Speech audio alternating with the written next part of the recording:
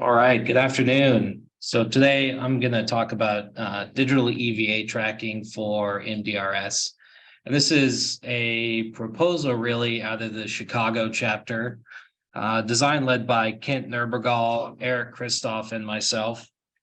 And we've been working through this for a couple months at this point. So,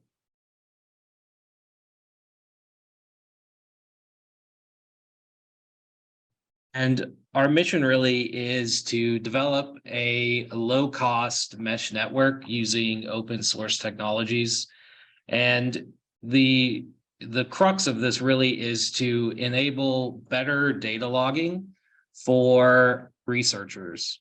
So, we know that there's been many missions out of MDRS, and for some time there hasn't been a system other than paper to log the geologic samples and where EVAs have taken place. This really is focused on helping enable researchers to have more data when they publish.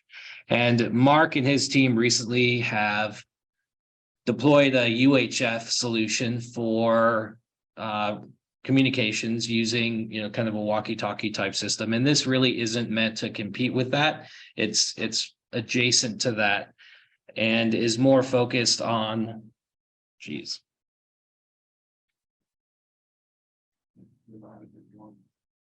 All right.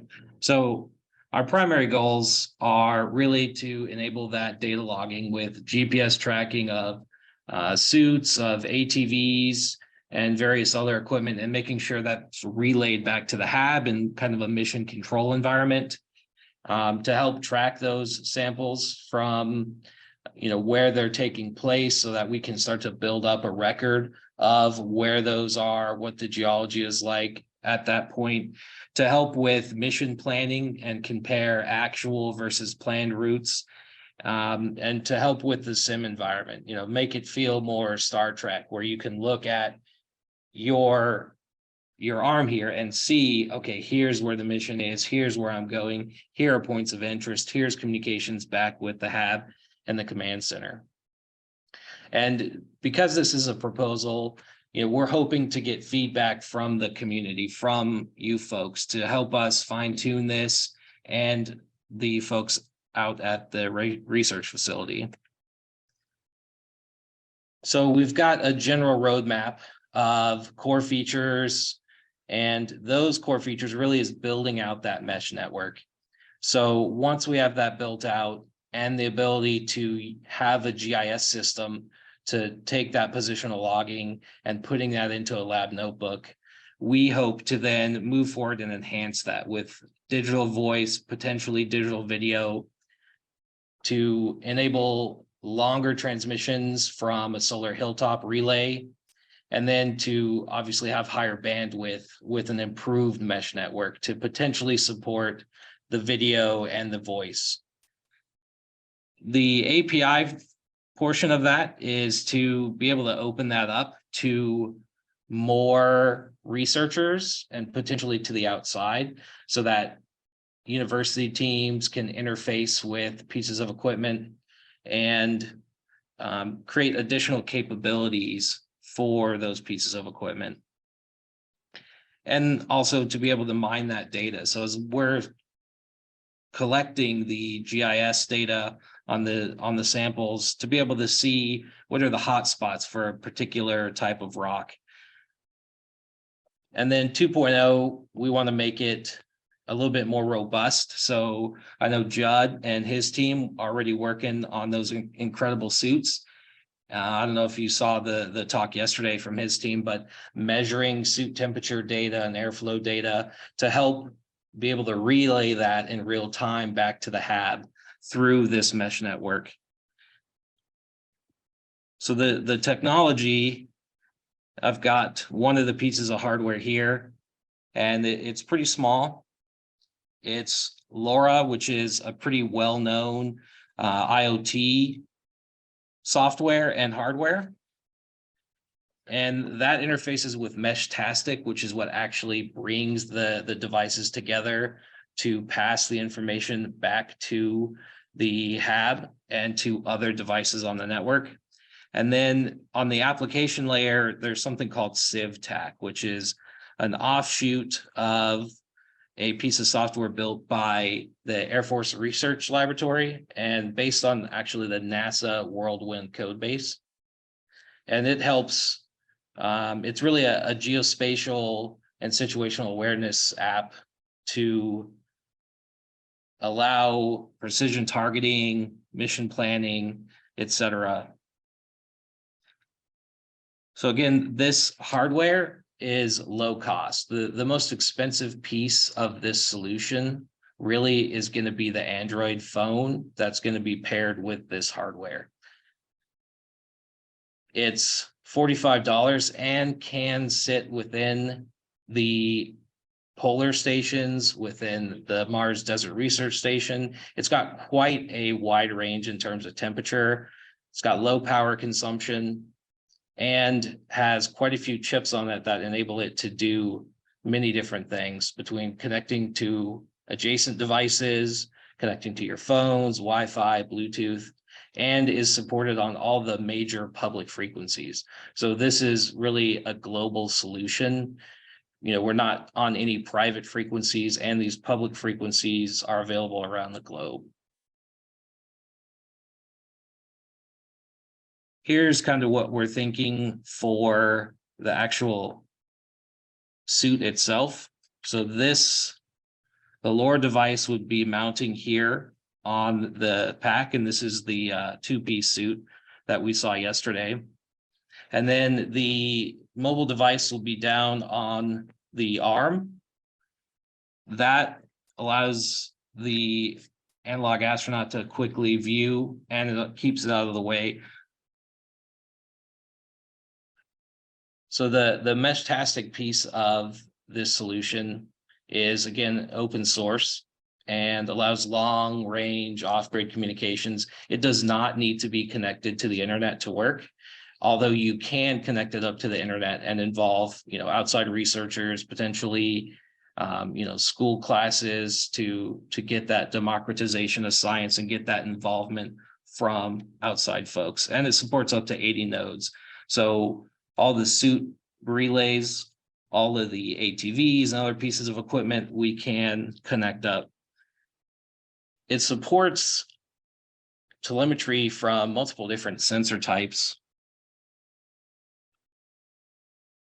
So being able to create weather stations in remote areas, along with pulling the current and voltage on ATVs, for example. So, you know, before you're heading back to the hab, oh no, my ATV batteries died. Let me talk back to the hab and get somebody on the way to come rescue us.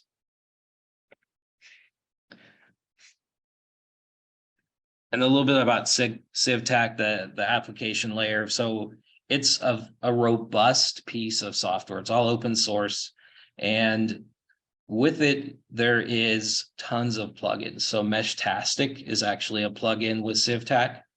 And not only can you do mission planning, but it supports the voice portion of this. It supports text messaging, the mission planning, multimedia, so videos, photos, real-time video streaming. And the plugin availability means that we can develop things specifically for research stations. So right now, there's not really a geology sample collection plugin, but that would be something that would be very well geared towards what we're talking about here today. Here we see another screenshot from CivTac, and you can see here there's a geology formation that's being marked. This is a picture that's been taken, and it shows you the azimuth along with the field of view. And then you can layer that over periods. So as the landscape changes, you can actually see where people were looking, what that landscape change looks like. You can tag it. And then as years go by, as researchers come and go, they can see the evolution of the landscape. And the base station hab, where we want this information to be concentrated, really is not going to be able to receive in the first phase of this project the multimedia data in real time, because LoRa is really a low bandwidth, low power communication means. So it's going to be taking the geotagging data and some text messaging data. But as this project moves forward and we're able to provide that high bandwidth capability, then we're getting into providing real-time video streaming, but also pictures from the field for almost instant science.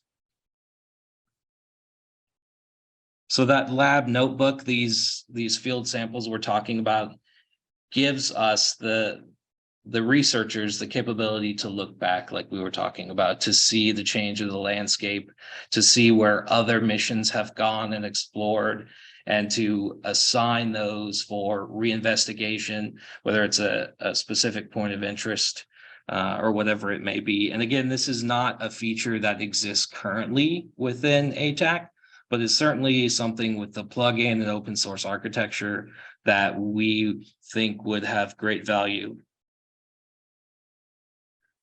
So phase 2, or our advanced phase, where we're talking about some of this enhanced bandwidth.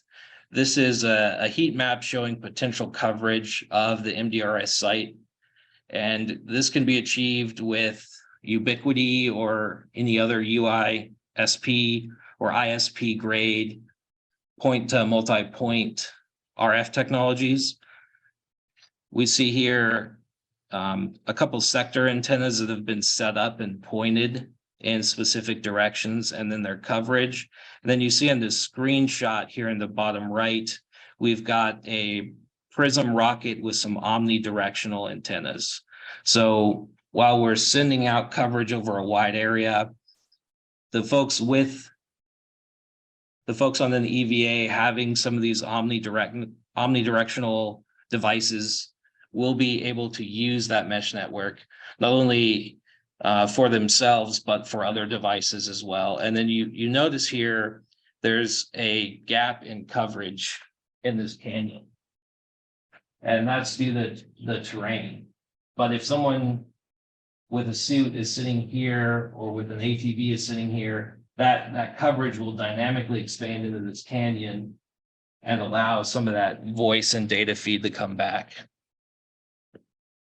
So again, this is, a proposal, and we definitely need some help to build this out. So right now it's a self-funded project, and we've got a core idea, and we'd love input from the rest of the community and help if we've got developers out there, if we've got folks just interested in the technology, to come forward and work with us in helping to assemble these units.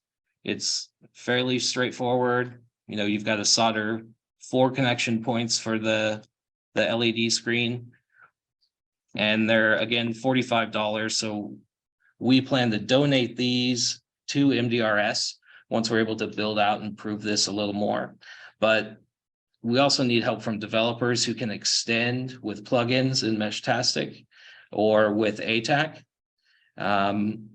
And we need long-term help in the deployment of the technology, as well as folks willing to write software to help with the geologic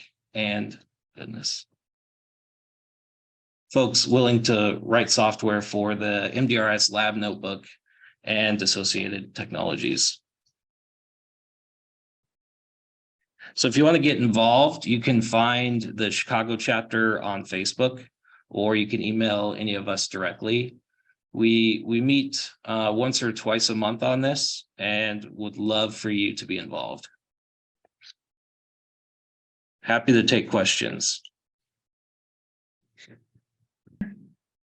I'm with the Northern California chapter, and we are in the design phase of working on the next generation swimsuit for the MDRS. What modifications would be beneficial to the swimsuit design to incorporate the nodes for this?